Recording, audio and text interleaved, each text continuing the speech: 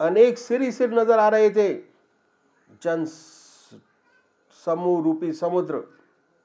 रामलीला में लोग गांव से बैलगाड़ी लेकर आते हैं, बड़ी भीड़ होती है। 10-15 मिनट तक तो देखते रहे। इसके बाद क्या हुआ कि देखते ही देखते उनकी आंख मिचने लगी। ऑटोमेटिक अपने आप आंखें अंदर से खिंचाव सा लगने लगा। निगाह हृदय की तरफ गई, निगाह अंदर की तरफ गई तो जैसे तंत्री के तार बहुत सुंदर हृदय में खुल रहे हों। उन्हें इतना आनंद आने लगा कि मन स्वतः उसमें लग गया। परमात्मा की याद में उनका मन लग गया और उन्हें खड़े ही खड़े होश नहीं था। थोड़ी देर बाद मालूम उन्होंने आंख खोली तो उन्हें ऐसा मालूम होता था जैसे सब कठपुतलियों का खेल हो रहा हो। वास्तव में कुछ नहीं, वही शोर था, वही मेला था, सब कुछ वही था, लेकिन उसमें कोई लगाव नहीं था। दिल कहीं और लगा था। रावण जला, बड़ा शोर हुआ, पटाखे छूटे, लेकिन उसका हृदय उनके हृदय पे नहीं था।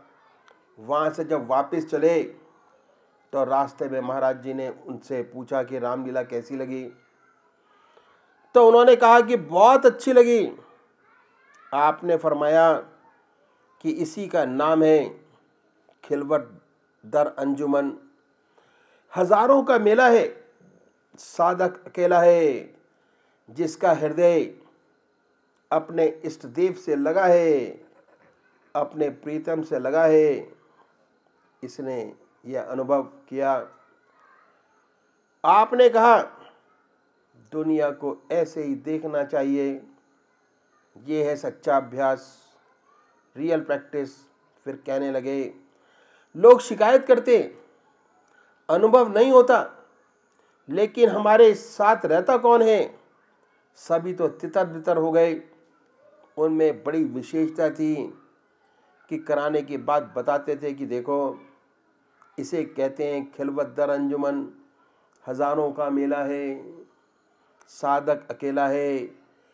एक बार और इस सेवक के गुरुदेव को सुंदर अनुभव हुआ। उस समय महाराज जी लखनऊ में थे, वे जबलपुर में थे। वे जबलपुर से लखनऊ आए। उनकी विशेष बात थी कि वे कभी नहीं कहते थे कि भाई पूजा कितनी करते हो, अभ्यास कितना करते हो, साधना कितनी करते हो, सत्संग में जाते हो तो किसके यहाँ जाते हो। और किसी ने कह दिया कि महाराज ध्यान तो लगता नहीं, तो आंखों में आंसू आ जाते और कहते कि भाई ये हमारी कमजोरी है। परमात्मा से आप प्रार्थना करिए, आप भी करिए, मैं भी करूंगा, मैं भी दुआ करूंगा। ऐसा वह संता जिसके बाद बैठने से मनुष्य विचारों से खाली हो जाता था। उनकी सोबत में आने से मन विचारों से खाली हो जाता था, विचार शून्यता आ जाती थी। जब वह जबलपुर से लखनऊ आते, उनसे कभी ना पूछते कि कितना अभ्यास करते हो, कितनी पूजा करते हो। अच्छा आप आ गए, चलो बाजार चले। थैला हाथ में लिए हजूर के साथ बाजार जा रहे हैं। अध्यात्म की कोई बात नहीं, कोई फिलॉसफी डिस्कस नहीं, कोई विवेचना नहीं, केवल दुनियादारी की बातें। चलो भाई अमीनाबाद बाजार चलेंगे। सेवक के गुरुदेव कहते, उन्हें अब तक याद है उनकी रानी कटरे में का वे वार्तालाप। बोले भाई यहाँ से 2 तरीके की सवारी जाती है, एक तो घोड़ा तांगा जाता है, एक इक्का जाता है, उसमें 3 सवारी बैठती है।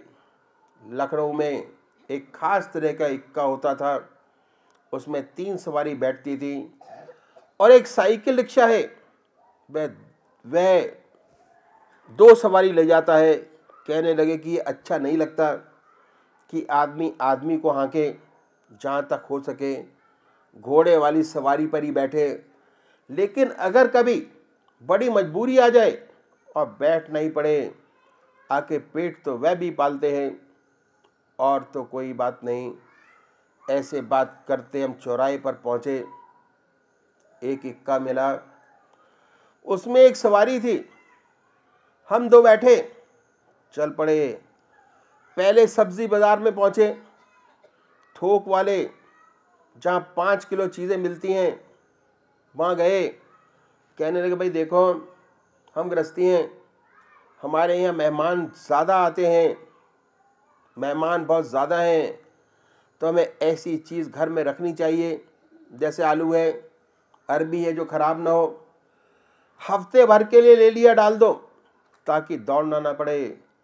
साधारण सिंपल बातें हैं घर गृहस्थ की। यहाँ सब्जी मंडी में थोक का सामान मिलता है, सस्ता मिलता है, 5 सेर 10 सेर लेकर डाल दें। फिर हरी भरी सब्जी खरीदने लगे। कहने लगे, पहले बाज़ार में घूम लेना चाहिए, देख लें कहाँ का सब्जी ताज़ा है, पैसे बिल्कुल ठीक हैं, लौटते समय खरीद लेंगे। बिल्कुल दुनियादारी की बातें, इसमें अध्यात्म की कोई बात नहीं। लेकिन बातें करते करते अमीना बाज़ार में निकल गए। अमीना बाज़ार लखनऊ का सबसे सुंदर बाज़ार है। अब उसमें चले, लेकिन वहाँ पहुँचते पहुँचते मन की ऐसी हालत हो गई जैसे अंतर्मुखी मन हो गया हो। पता नहीं चलता था कि पास से स्त्री निकल गई या आदमी निकल गया। चलो जा रहे हैं उनके पीछे पीछे बराबर, लेकिन इधर उधर का कुछ आवाज़ नहीं। उन्हीं दिनों उन्हें होम्योपैथिक की कोई दवाई लेनी थी। गुरुदेव जी ने कहा कि हम एक होम्योपैथिक की दुकान पर गए और उसको पर्चा दिया कि भाई हमें ये दवाई बना दो।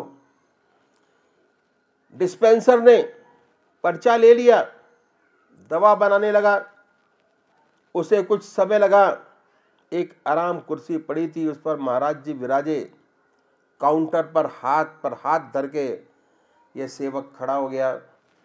लेकिन गुरुदेव जी का मन इतना अंतर्मुखी था, इतना ध्यान लगा हुआ था कि खड़े खड़े आंखें मिच गई। डिस्पेंसर दवा बना लिया, कहा आपकी दवा बन गई, लेकिन उन्हें होश ही नहीं था। उन्होंने कोई जवाब नहीं दिया। दोबारा कहा, फिर जवाब नहीं। तिबारा उन्हें हिला दिया, आंख खुल गई। क्या दवा तैयार हो गई? कितने पैसे हुए? उसने कहा कि पैसे तो जरूर लेंगे। हंसने लगा, बोला कि ये सब बताओ कि कहाँ से ये तरीका सीखा सोने का।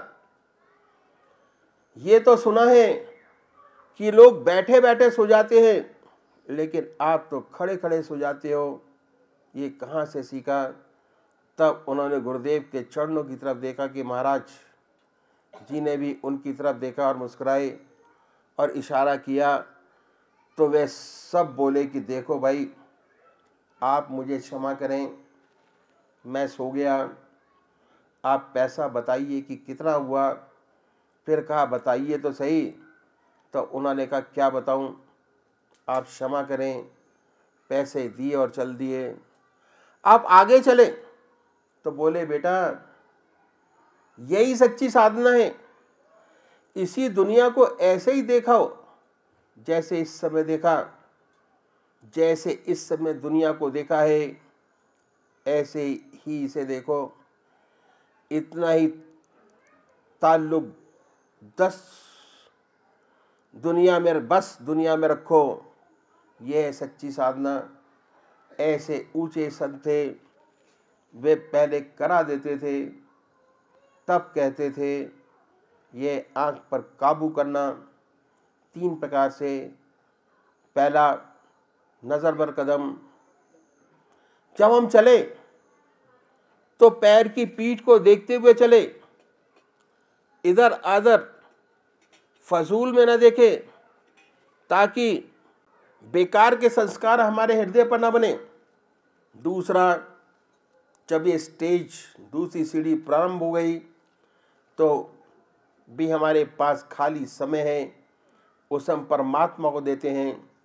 साधक ये ध्यान रखता है कि कोई भी दिल की धड़कन परमात्मा की याद के बगैर खाली ना जा रही हो। खाली समय एक भी सेकंड बिना उसके याद के नहीं जाता। ये आंख पर काबू करना। दूसरा स्टेप, नज़र बर कदम, होश दर दम में बदल जाता है। और जब ये पूरा हो जाता है तब 24 घंटे ध्यान का अभ्यास प्रारंभ हो जाता है। ये अवस्था प्राप्त होने पर खिलवतदार अंजुमन हजारों का मेला है, साधक अकेला है कि स्टेज आती है। अब परमात्मा अपने साधक का हाथ पकड़ लेता है।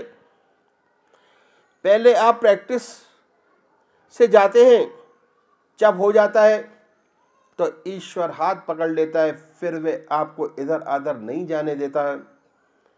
दूसरा है इंद्री जवान जिह्वा, जिस पर काबू करना बहुत ज़रूरी है। दूसरे हमारे हृदय पर जब तक साफ नहीं हो जाता परमात्मा नहीं मिलता। ये हृदय भगवान के रहने का स्थान है। हर संत इसकी सफाई में लगा हुआ है।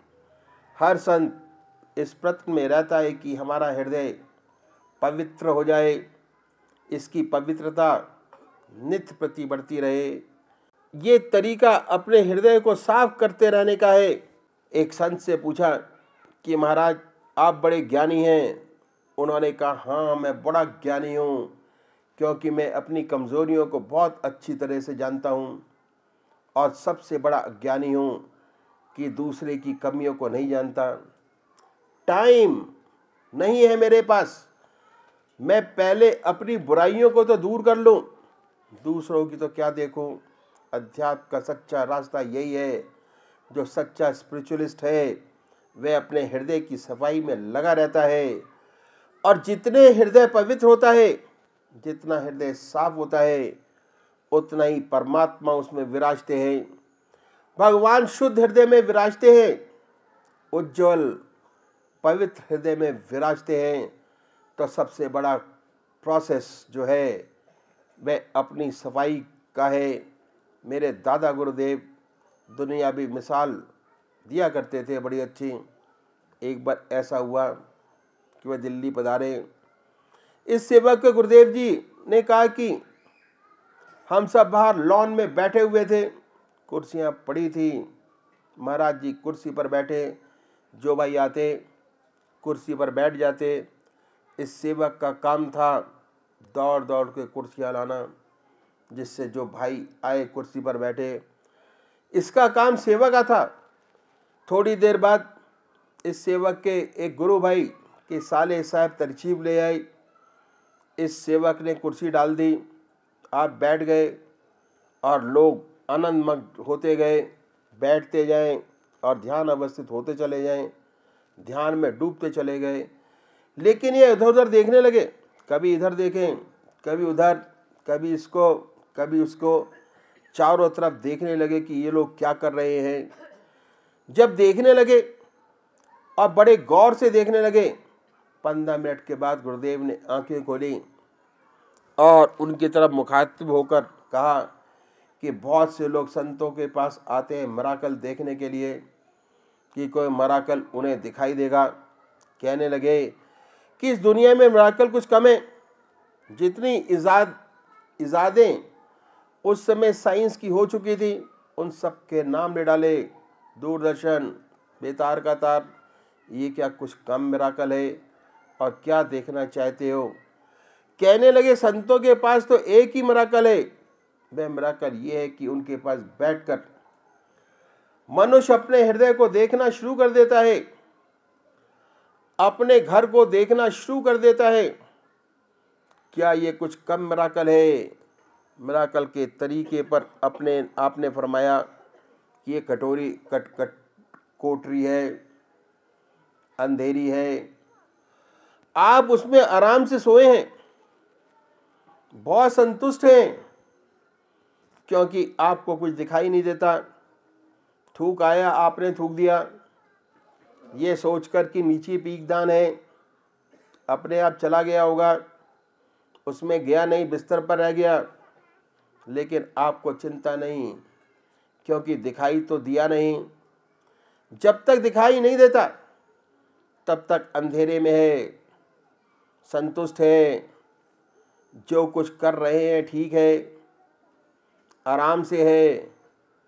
अब इस कमरे में रोशनी ले आइए, स्विच ऑन कर दीजिए, बत्ती जला दीजिए। लाइट जलते ही आप भड़बड़ा कर उठेंगे। आप इधर आधर देखेंगे, कमरे को देखेंगे, अरे यहाँ थूक पड़ा है, ये चादर इतनी गंदी है, इसको साफ करो। यहाँ तो धूल जमा है, मकड़ी ने जाले भी लगाए हुए हैं, तो क्या करेंगे? अब सफाई करना शुरू कर देंगे। जब रे ऑफ स्पिरिचुअल लाइट, अध्यात्म प्रकाश की किरण साधक के हृदय पर पड़ती है तो उसे अपने हृदय दिखाई देने लगता है। वे देखता है कि उसमें छिपे हुए चमगादड़ों को देखता है, मकड़ी के जालों को देखता है।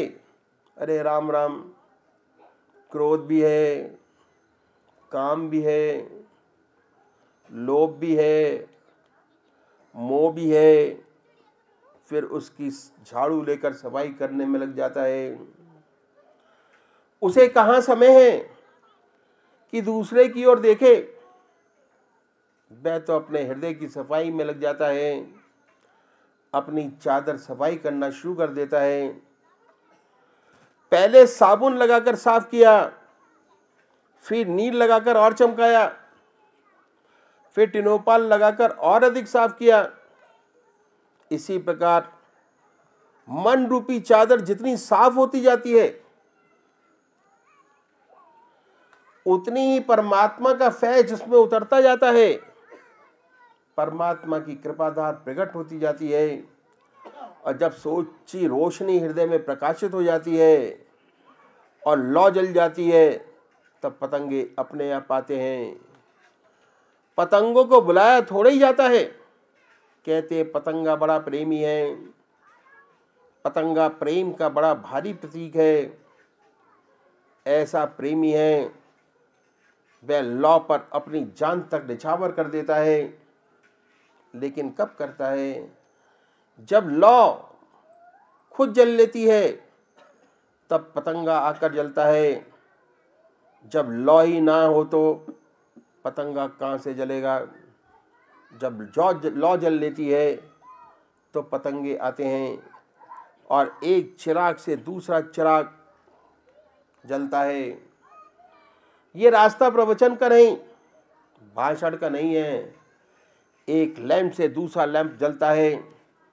जो सच्चा स्पिरिचुअलिस्ट है वह अपने हृदय की सफाई में लगा रहता है। कहाँ उसके पास समय है कि दूसरे की कमियों को देखे,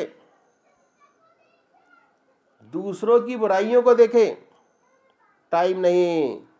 जिसने बुराई देखना शुरू किया, गंदगी से अपने हृदय को भर लेता है।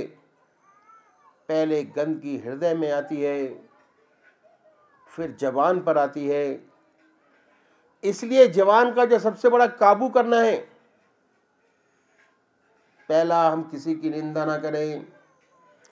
यहां तक कि यदि आपने अपनी आंख से बुराई को देखा है, उसकी बुराई हो रही है, तो उसे छुपाएं। पर्दा पोशी दरवेशी है।